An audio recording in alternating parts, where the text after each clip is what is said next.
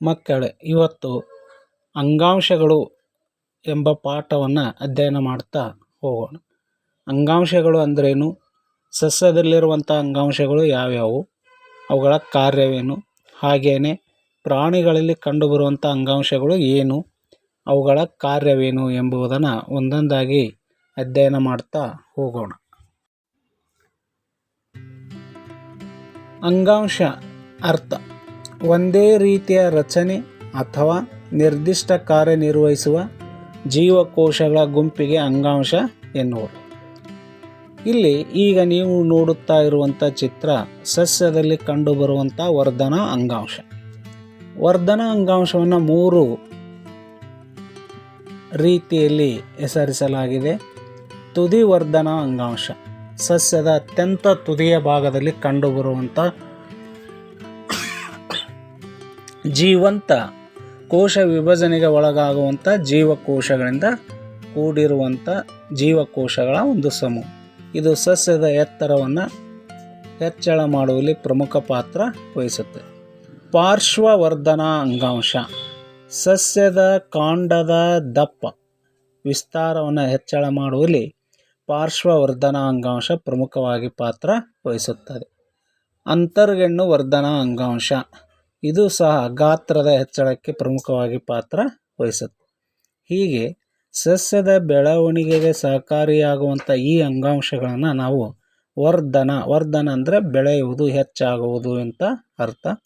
ಹಾಗಾಗಿ ಇದನ್ನು ನಾವು ವರ್ಧನಾ ಅಂಗಾಂಶ ಎಂದು ಕರೆಯುತ್ತೇವೆ.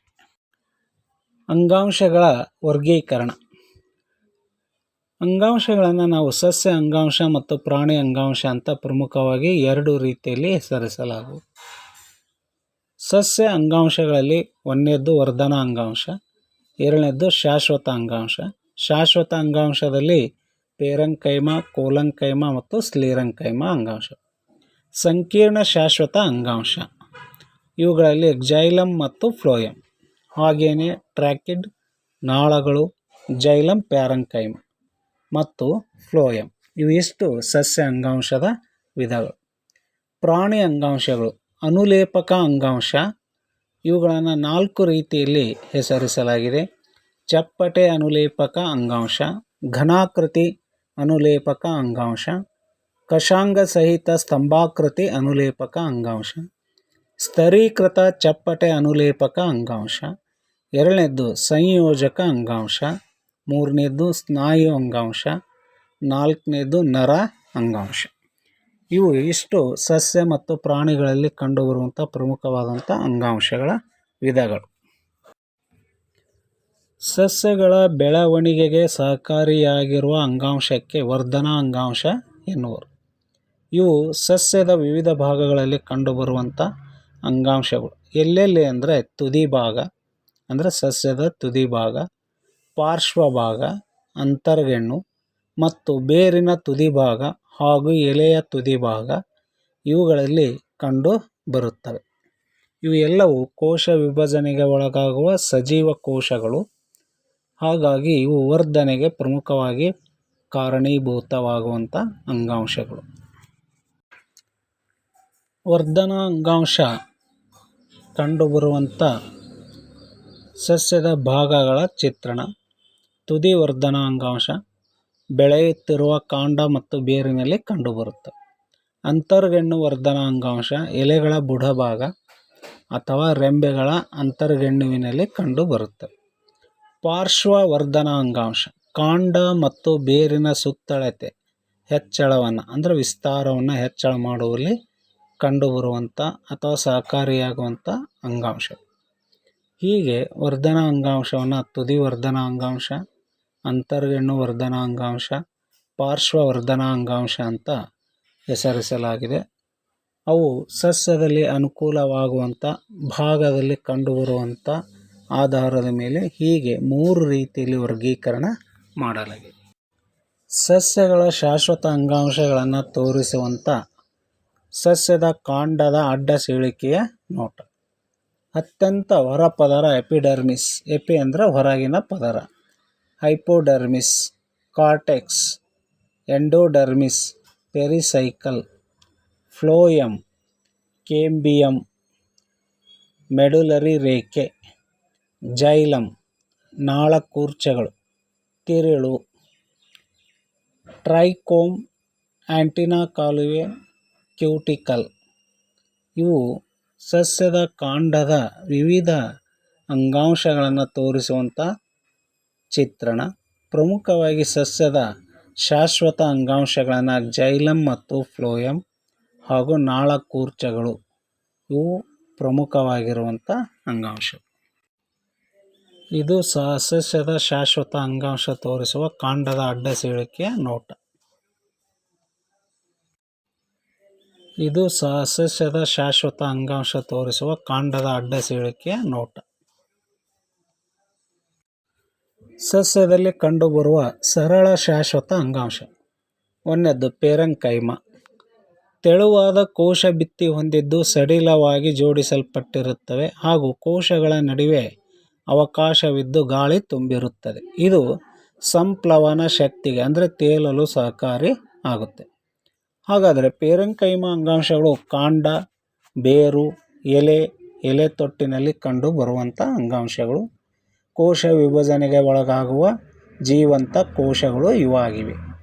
ಕೋಲಂಕೈಮ ಅಂಗಾಂಶ ನಮ್ಯ ಅಂದರೆ ಮೃದುವಾದ ಗುಣಲಕ್ಷಣವನ್ನು ಹೊಂದಿರುವ ಅಂಗಾಂಶವೇ ಕೋಲಂಕೈಮ ಅಂಗಾಂಶ. ಮುರಿಯದಂತೆ ಬಾಗುವಂಥ ಗುಣವನ್ನು ಹೊಂದಿರುವಂಥ ಅಂಗಾಂಶಗಳು ಇವಾಗಿವೆ. ಇವು ಎಲೆ ಮತ್ತು ಕಾಂಡಗಳಲ್ಲಿ ಕಂಡುಬರುವಂಥ ಅಂಗಾಂಶಗಳು. ಸ್ಕ್ಲೆರೆಂಕೈಮ ಅಂಗಾಂಶ ಸಸ್ಯಕ್ಕೆ ದೃಢತೆ ಮತ್ತು ಗಡಸುತನವನ್ನು ಉಂಟು ಮಾಡುವ ಅಥವಾ ಕಾರಣವಾಗಿರುವ ಅಂಗಾಂಶವಾಗಿರುವಂಥದ್ದು ಸ್ಕ್ಲೆರೆಂಕೈಮ ಅಂಗಾಂಶ. ಇವು ನಿರ್ಜೀವ ಕೋಶಗಳಿಂದ ಆಗಿದ್ದು ಲಿಗ್ನಿನ್ ಎಂಬ ರಾಸಾಯನಿಕ ವಸ್ತುವಿನಿಂದ ರಚಿಸಲ್ಪಟ್ಟಿವೆ. ಹಾಗಾಗಿ ಇವು ದೃಢ ಅಂದರೆ ಗಡಸುತನಕ್ಕೆ ಕಾರಣವಾದಂಥ ಅಂಗಾಂಶಗಳು. ಸಸ್ಯಕ್ಕೆ ಆಧಾರವನ್ನು ಒದಗಿಸುತ್ತವೆ. ಎಲೆಗಳ ನಾರುಗಳಲ್ಲಿ, ಬೀಜಗಳು, ಕಾಯಿಗಳಲ್ಲಿ ಗಟ್ಟಿಯಾದ ಕವಚಗಳಲ್ಲಿ ಕಂಡುಬರುವಂಥ ಅಂಗಾಂಶಗಳು ಇವಾಗಿವೆ. ಪತ್ರರಂಧ್ರ ಸಸ್ಯದ ಎಲೆಯ ಭಾಗದಲ್ಲಿ ಕಂಡುಬರುವಂಥ ರಚನಾ ಭಾಗಗಳು. ಇವು ಅನಿಲಗಳ ವಿನಿಮಯದಲ್ಲಿ ಪ್ರಮುಖವಾಗಿ ಪಾತ್ರ ವಹಿಸುತ್ತವೆ. ಹಸಿರು ಸಸ್ಯಗಳು ದ್ಯುತಿ ಸಂಶ್ಲೇಷಣಾ ಕ್ರಿಯೆಯ ಸಂದರ್ಭದಲ್ಲಿ ವಾತಾವರಣದಲ್ಲಿರುವ ಕಾರ್ಬನ್ ಡೈಆಕ್ಸೈಡ್, ಸೂರ್ಯನ ಬೆಳಕಿನ ಕಿರಣ ಮತ್ತು ನೀರನ್ನು ಉಪಯೋಗಿಸಿಕೊಂಡು ಆಹಾರವನ್ನು ಗ್ಲೂಕೋಸ್ ರೂಪದಲ್ಲಿ ತಯಾರು ಮಾಡುತ್ತವೆ. ಆದ್ದರಿಂದ ಸಸ್ಯಗಳನ್ನು ನಾವು ಸ್ವಪೋಷಕಗಳು ಎಂದು ಕರೆಯುತ್ತೇವೆ. ಪತ್ರರಂಧ್ರವು ಒಂದು ಜೊತೆ ಕಾವಲು ಜೀವಕೋಶಗಳನ್ನು ಹೊಂದಿದ್ದು ಅದರ ಸುತ್ತಲೂ ಎಪಿಡರ್ಮಲ್ ಜೀವಕೋಶಗಳು ಹಂಚಿಕೆ ಆಗಿರುತ್ತವೆ. ಭೂಮಿಯ ಮೇಲೆ ವಾಸಿಸುವಂಥ ಸಸ್ಯಗಳಲ್ಲಿ ಪತ್ರರಂಧ್ರಗಳು ಎಲೆಯ ಕೆಳಭಾಗದಲ್ಲಿ ಕಂಡುಬಂದರೆ, ಜಲಸಸ್ಯಗಳಲ್ಲಿ ಪತ್ರರಂಧ್ರವು ಎಲೆಯ ಮೇಲ್ಭಾಗದಲ್ಲಿ ಹಂಚಿಕೆ ಆಗಿವೆ. ಏಕೆಂದರೆ ಜಲಸಸ್ಯಗಳಿಗೆ ಅನಿಲಗಳ ವಿನಿಮಯ ಮಾಡಿಕೊಳ್ಳಲು ಜಲ ಆವಾಸದಲ್ಲಿ ವ್ಯತ್ಯಯ ಉಂಟಾಗುವುದರಿಂದ ಅಡೆತಡೆ ಉಂಟಾಗುವುದರಿಂದ ಪತ್ರರಂಧ್ರಗಳು ಎಲೆಯ ಮೇಲ್ಭಾಗದಲ್ಲಿ ಹಂಚಿಕೆ ಆಗಿವೆ. ಸಸ್ಯದಲ್ಲಿ ಕಂಡುಬರುವಂಥ ರಕ್ಷಣಾ ಅಂಗಾಂಶ. ಸಸ್ಯಗಳು ಬೆಳೆದು ಪ್ರೌಢವಾಗುತ್ತಿದ್ದಂತೆ ಹೊರಗಿನ ಜೀವಕೋಶಗಳು ನಿರ್ಜೀವಗೊಂಡು ಸಸ್ಯದ ರಕ್ಷಣಾ ಹೊದಿಕೆ ಅಂದರೆ ತೊಗಟೆಯಾಗಿ ಮಾರ್ಪಡುತ್ತದೆ. ತೊಗಟೆಯಲ್ಲಿ ಸೋಬರಿನ್ ಎಂಬ ರಾಸಾಯನಿಕ ಇದ್ದು ಇದು ಕಾಂಡದೊಳಗೆ ಗಾಳಿ ಮತ್ತು ನೀರು ಪ್ರವೇಶಿಸದಂತೆ ಕರ್ತವ್ಯ ನಿರ್ವಹಿಸುತ್ತದೆ ಮತ್ತು ಸಸ್ಯದ ಒಳಗಿನ ಅಂಗಾಂಶಗಳಿಗೆ ರಕ್ಷಣೆಯನ್ನು ಒದಗಿಸುತ್ತದೆ. ಹಾಗಾಗಿ ಇದನ್ನು ನಾವು ರಕ್ಷಣಾ ಅಂಗಾಂಶ ಎಂದು ಕರೆಯುತ್ತೇವೆ. ಸಸ್ಯಗಳಲ್ಲಿ ಕಂಡುಬರುವ ಸಂಕೀರ್ಣ ಶಾಶ್ವತ ಅಂಗಾಂಶಗಳು. ಇವುಗಳನ್ನು ನಾವು ಜೈಲಮ್ ಮತ್ತು ಫ್ಲೋಯಮ್ ಅಂಗಾಂಶ ಅಂತ ಹೆಸರಿಸಲಾಗುವುದು. ಫ್ಲೋಯಮ್ ಅಂಗಾಂಶ ಎಲೆಯ ಭಾಗದಲ್ಲಿ ತಯಾರಾದಂಥ ಆಹಾರವನ್ನು ಸಸ್ಯದ ಎಲ್ಲ ಭಾಗಗಳಿಗೆ ವರ್ಗಾವಣೆ ಅಂದರೆ ಸಾಗಾಣಿಕೆ ಮಾಡುವಲ್ಲಿ ಪ್ರಮುಖ ಪಾತ್ರ ವಹಿಸುತ್ತದೆ.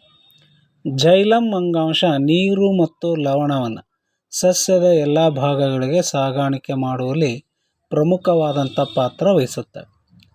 ಜೈಲಮ್ ಮತ್ತು ಫ್ಲೋಯಮ್ ಅಂಗಾಂಶಗಳು ಒಂದಕ್ಕೊಂದು ಪರಸ್ಪರ ಒಂದೇ ಬದಿಯಲ್ಲಿ ಕಂಡು ಬರುವುದರಿಂದ ಇವುಗಳನ್ನು ನಾವು ನಾಳಕೂರ್ಚಗಳು ಎಂದು ಕರೆಯುತ್ತೇವೆ ಅಥವಾ ವ್ಯಾಸ್ಕುಲಾರ್ ಬಂಡಲ್ಸ್ ಎಂದು ಕರೆಯುತ್ತೇವೆ. ಜೈಲಮ್ ಅಂಗಾಂಶಗಳ ವಿಧಗಳು. ಟ್ರ್ಯಾಕಿಡ್ಗಳು ಇವು ರಂಧ್ರಯುಕ್ತವಾಗಿರ್ತಕ್ಕಂಥ ನಾಳಗಳು ಹಾಗೆಯೇ ಜೈಲಮ್ ಪ್ಯಾರೆಂಕೈಮ ನ್ಯೂಕ್ಲಿಯಸ್ ಮತ್ತು ಸೈಟೋಪ್ಲಾಸಮನ್ನು ಹೊಂದಿರುವಂಥ ನಾಳಗಳು. ದಪ್ಪ ಕೋಶ ಭಿತ್ತಿ ಹೊಂದಿವೆ. ನಿರ್ಜೀವ ಕೋಶಗಳನ್ನು ಹೊಂದಿದ್ದು ಸಸ್ಯಕ್ಕೆ ಇವು ಆಧಾರ ಮತ್ತು ಗಡಸುತನವನ್ನು ಉಂಟು ಮಾಡುವುದಲ್ಲದೆ ನೀರು ಮತ್ತು ಲವಣಗಳನ್ನು ಸಾಗಾಣಿಕೆಯಲ್ಲಿ ಪ್ರಮುಖವಾಗಿ ಪಾತ್ರ ವಹಿಸುತ್ತವೆ. ಫ್ಲೋಯಮ್ ಅಂಗಾಂಶ ಇದು ಪ್ರಮುಖವಾಗಿ ಆಹಾರ ಪದಾರ್ಥವನ್ನು ಸಾಗಾಣಿಕೆ ಮಾಡುವಲ್ಲಿ ಪ್ರಮುಖ ಪಾತ್ರ ವಹಿಸುತ್ತದೆ. ರಂಧ್ರ ಭಿತ್ತಿ ಹೊಂದಿವೆ. ಎಲೆಗಳಿಂದ ಆಹಾರವನ್ನು ಸಸ್ಯದ ಎಲ್ಲ ಭಾಗಗಳಿಗೆ ಸಾಗಾಣಿಕೆ ಮಾಡುತ್ತವೆ. ಫ್ಲೋಯಮ್ ನಾರು ಹೊರತುಪಡಿಸಿ ಉಳಿದೆಲ್ಲ ಜೀವಕೋಶಗಳು ಜೀವಂತ ಕೋಶಗಳಾಗಿವೆ. ಫ್ಲೋಯಮ್ ಅಂಗಾಂಶಗಳನ್ನು ಜರಡಿ ತಟ್ಟೆ, ರಂಧ್ರಮಯವಾಗಿರ್ತಕ್ಕಂಥ ಜರಡಿ ತಟ್ಟೆ, ಜರಡಿ ನಾಳ, ಫ್ಲೋಯಮ್ ಪ್ಯಾರೆಂಕೈಮ, ಸಂಗಾತಿ ಜೀವಕೋಶಗಳೆಂದು ವರ್ಗೀಕರಣ ಮಾಡಲಾಗಿದೆ. ಇವುಗಳ ಮೂಲಕ ಆಹಾರ ಪದಾರ್ಥ ಸಾಗಾಣಿಕೆ ಆಗುತ್ತದೆ. ಈ ಚಿತ್ರ ಮಾನವನ ದೇಹದಲ್ಲಿ ವಿವಿಧ ಭಾಗಗಳಲ್ಲಿ ಇರುವ ಅಂಗಾಂಶಗಳನ್ನು ತೋರಿಸುವಂಥ ಚಿತ್ರ. ಅನುಲೇಪಕ ಅಂಗಾಂಶಗಳು, ಸಂಯೋಜಕ ಅಂಗಾಂಶಗಳು ಮತ್ತು ಸ್ನಾಯು ಅಂಗಾಂಶಗಳು ಯಾವ್ಯಾವ ಭಾಗದಲ್ಲಿ ಹಂಚಿಕೆಯಾಗುವುದಿದೆ ಎಂಬುದನ್ನು ಈ ಚಿತ್ರ ನಮಗೆ ಮಾಹಿತಿಯನ್ನು ನೀಡುತ್ತದೆ. ಈ ಚಿತ್ರ ಮಾನವನ ದೇಹದಲ್ಲಿ ವಿವಿಧ ಭಾಗಗಳಲ್ಲಿ ಇರುವ ಅಂಗಾಂಶಗಳನ್ನು ತೋರಿಸುವಂಥ ಚಿತ್ರ.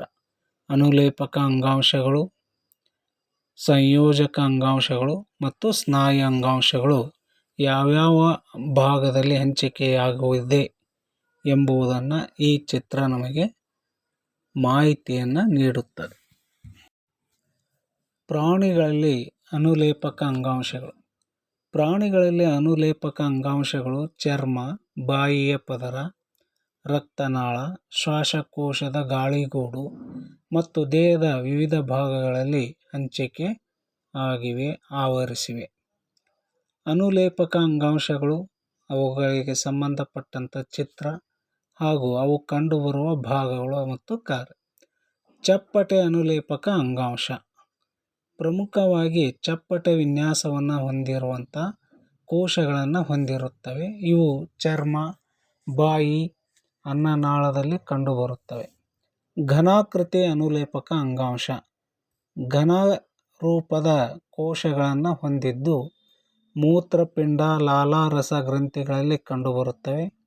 ಇವು ಸ್ರವಿಕೆಯ ಕಾರ್ಯದಲ್ಲಿ ಪ್ರಮುಖವಾಗಿ ಪಾತ್ರ ವಹಿಸುತ್ತವೆ. ಕಶಾಂಗ ಸಹಿತ ಅನುಲೇಪಕ ಅಂಗಾಂಶ ಸಣ್ಣ ಕರುಳಿನ ಒಳಗಿನ ಕೋಶ ಭಿತ್ತಿಯಲ್ಲಿ ಹಂಚಿಕೆಯಾಗಿದ್ದು ಇವು ಹೀರಿಕೆ ಮತ್ತು ಸ್ರವಿಕೆ ಕಾರ್ಯದಲ್ಲಿ ಪ್ರಮುಖವಾಗಿ ಪಾತ್ರವನ್ನು ವಹಿಸುತ್ತವೆ. ಸ್ತರೀಕೃತ ಅನುಲೇಪಕ ಅಂಗಾಂಶ ಚರ್ಮದ ಪದರ ನಿರ್ಮಾಣದಲ್ಲಿ ಪ್ರಮುಖ ಪಾತ್ರ ವಹಿಸುತ್ತವೆ. ಚರ್ಮದ ಪದರದಲ್ಲಿ ಇವು ಹಂಚಿಕೆ ಆಗಿವೆ. ಸಂಯೋಜಕ ಅಂಗಾಂಶಗಳು ಏರಿಯೋಲಾರ್ ಅಂಗಾಂಶ ಚರ್ಮ ಮತ್ತು ಸ್ನಾಯುಗಳ ಮಧ್ಯಭಾಗದಲ್ಲಿ ಹಂಚಿಕೆಯಾಗಿವೆ. ಒಳಗಿನ ಖಾಲಿ ಅವಕಾಶಗಳನ್ನು ಭರ್ತಿ ಮಾಡುತ್ತವೆ ಮತ್ತು ದುರಸ್ತಿ ಮಾಡುವ ಕಾರ್ಯದಲ್ಲಿ ಪಾತ್ರ ವಹಿಸುತ್ತವೆ. ಅಡಿಪೋಜ್ ಅಂಗಾಂಶ ಚರ್ಮದ ಕೆಳಸ್ತರದಲ್ಲಿ ಹಂಚಿಕೆಯಾಗಿದೆ. ಕೊಬ್ಬಿನ ಹನಿಗಳ ಸಂಗ್ರಹಣೆ ಮತ್ತು ಉಷ್ಣತೆ ನಷ್ಟ ತಡೆಯುವುದು ಈ ಒಂದು ಅಂಗಾಂಶದ ಪ್ರಮುಖ ಕಾರ್ಯ. ಹಾಗೆಯೇ ಉಪವಾಸದ ವೇಳೆಯಲ್ಲಿ ಇದೇ ಕೊಬ್ಬನ್ನು ನಮ್ಮ ದೇಹ ಗ್ಲೂಕೋಸ್ ತಯಾರಿಕೆಯಲ್ಲಿ ಬಳಕೆ ಮಾಡಿಕೊಳ್ಳುತ್ತದೆ. ಸಾಂದ್ರ ಮೂಳೆಗಳಲ್ಲಿ ಪ್ರಮುಖವಾಗಿ ಕ್ಯಾಲ್ಸಿಯಂ ಮತ್ತು ರಂಜಕ ಧಾತುಗಳಿಂದ ಕೂಡಿದೆ. ದೇಹಕ್ಕೆ ಆಧಾರ ಚೌಕಟ್ಟನ್ನು ನೀಡುವಲ್ಲಿ ಮೂಳೆಗಳು ಪ್ರಮುಖ ಪಾತ್ರ ವಹಿಸುತ್ತವೆ. ಹಯಾಲಿನ್ ಮೃದ್ವಸ್ಥಿ ಇದು ಪ್ರೋಟೀನ್ ಮತ್ತು ಸಕ್ಕರೆಯಿಂದ ಮಾಡಲ್ಪಟ್ಟಂಥ ಒಂದು ಮೃದ್ವಸ್ಥಿ, ಮೃದುವಾಗಿರುವಂಥದ್ದು. ಕೀಲುಗಳು ಅಂದರೆ ಜಾಯಿಂಟ್, ಕಿವಿ, ಮೂಗು, ಶ್ವಾಸನಾಳ ಮತ್ತು ಧ್ವನಿಪೆಟ್ಟಿಗೆಯಲ್ಲಿ ಹಂಚಿಕೆ ಆಗಿವೆ. ಸಂಯೋಜಕ ಅಂದರೆ ಮಡಚಬಹುದಾದಂಥ ಅಂಗಾಂಶ ಇದಾಗಿದೆ. ರಕ್ತ ಸಂಯೋಜಕ ಅಂಗಾಂಶ ರಕ್ತದ ದ್ರವ ಮಾತೃಕೆ ಇದರಲ್ಲಿ ಇರುವಂಥ ಭಾಗ. ಆಹಾರ, ತ್ಯಾಜ್ಯ ಸಾಗಾಣಿಕೆ, ಹಾರ್ಮೋನ್ ಸಾಗಾಣಿಕೆಯಲ್ಲಿ ರಕ್ತ ಪ್ರಮುಖ ಪಾತ್ರ ವಹಿಸುತ್ತದೆ. ಸ್ನಾಯು ಅಂಗಾಂಶ ನಮ್ಮ ದೇಹದ ಸಂಕುಚನ ಮತ್ತು ವಿಕಸನ ಚಲನೆಗೆ ಸಹಕಾರಿಯಾಗಿರುವಂಥ ಅಂಗಾಂಶಗಳು ಇವಾಗಿವೆ. ಇವುಗಳನ್ನು ಪಟ್ಟೆ ಸಹಿತ ಮೃದು ಸ್ನಾಯು, ಹೃದಯದ ಸ್ನಾಯುಗಳೆಂದು ಹೆಸರಿಸಲಾಗಿದೆ. ಅಡ್ಡ ಪಟ್ಟಿಗಳನ್ನು ಹೊಂದಿರುವ ಸ್ನಾಯುವಿಗೆ ಪಟ್ಟೆ ಸಹಿತ ಸ್ನಾಯು ಎನ್ನುವರು. ಕೊಳವೆಯ ಆಕಾರದಲ್ಲಿದ್ದು ಕವಲುಗಳಿಲ್ಲದ ಅನೇಕ ನ್ಯೂಕ್ಲಿಯಸ್ ಹೊಂದಿವೆ. ಮೂಳೆಗಳಿಗೆ ಅಂಟಿಕೊಂಡಿದ್ದು ಚಲನೆಗೆ ಸಹಕಾರಿಯಾಗಿವೆ. ಮೃದು ಸ್ನಾಯು ಮೃದುವಾದ ಪಟ್ಟೆ ರಹಿತ ಅಂದರೆ ಅಡ್ಡಪಟ್ಟಿ ಇಲ್ಲದಂಥ ಸ್ನಾಯುಗಳು ಉದ್ದವಾಗಿದ್ದು ಚೂಪಾದ ತುದಿಯನ್ನು ಹೊಂದಿವೆ. ಒಂದೇ ನ್ಯೂಕ್ಲಿಯಸನ್ನು ಹೊಂದಿವೆ. ಕಣ್ಣಿನ ಪಾಪೆ, ಮೂತ್ರನಾಳ, ಶ್ವಾಸಕೋಶದ ಉಸಿರುನಾಳ, ರಕ್ತನಾಳ, ಅನ್ನನಾಳದಲ್ಲಿ ಹಂಚಿಕೆಯಾಗಿವೆ. ಹೃದಯದ ಸ್ನಾಯು ಲಯಬದ್ಧ ಸಂಕುಚನ ವಿಕಸನ ಹೊಂದಿರುವ ಅನೈಚ್ಛಿಕ ಸ್ನಾಯುಗಳು ಇವಾಗಿವೆ.